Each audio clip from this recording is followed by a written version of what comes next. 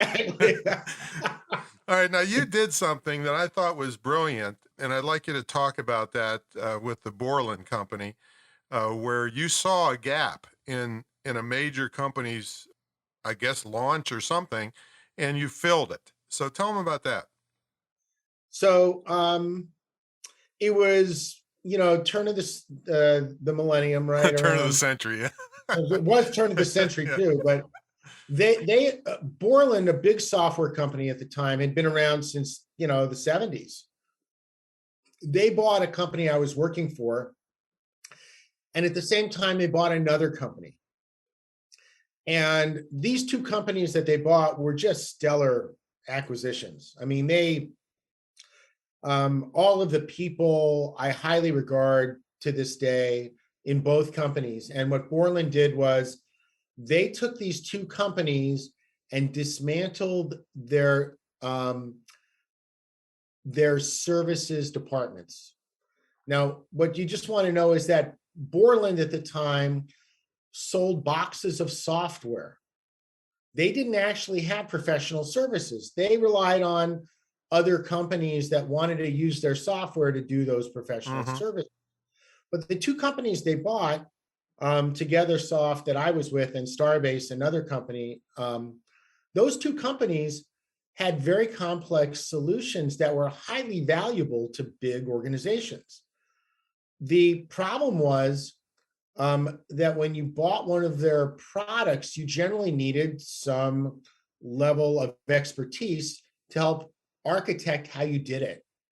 And I don't know what Borland did, but what made them do this, but they spent $80 million just on TogetherSoft. I forgot what they paid for Starbase. And then they proceeded to let go of all of the services professionals that were the secret sauce that had customers raving about the tool. There's probably some greedy executive trying to rape the company and get the profits up. That's probably what it was.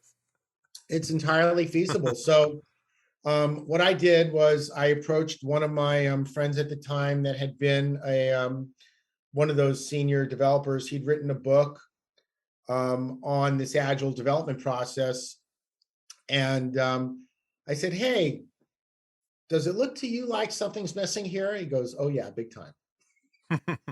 I said, well, how would you like to start a company and fill that gap? And he goes, yeah, I just don't have any capital. I said, no problem, Mac. I'll cover you while we get started. And I was, excited to just be with someone that was a subject matter expert and connected, right? And I would, help create the company, get the word out. He would start doing services. And we started in January of 2003. And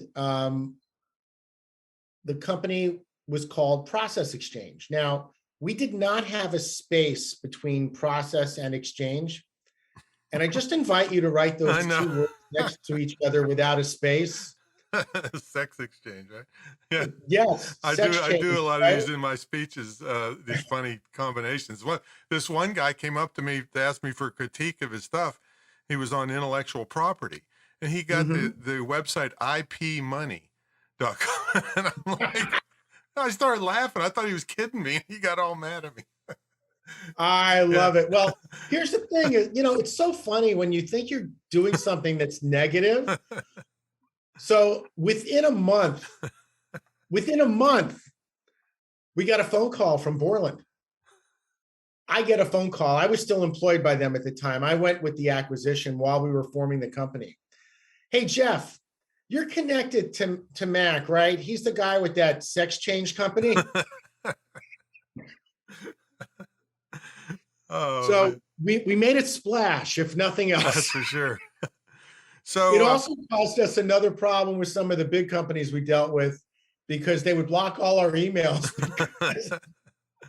well, there's Yeah, something that you've done in your career. I mean, when they call you crazy, you know you're doing something right. But I'm not sure you're suggesting this to small business people too much anymore. But you mortgaged your house a couple times to keep things going, right? I would not suggest I that. know In fact, that's what I'm saying.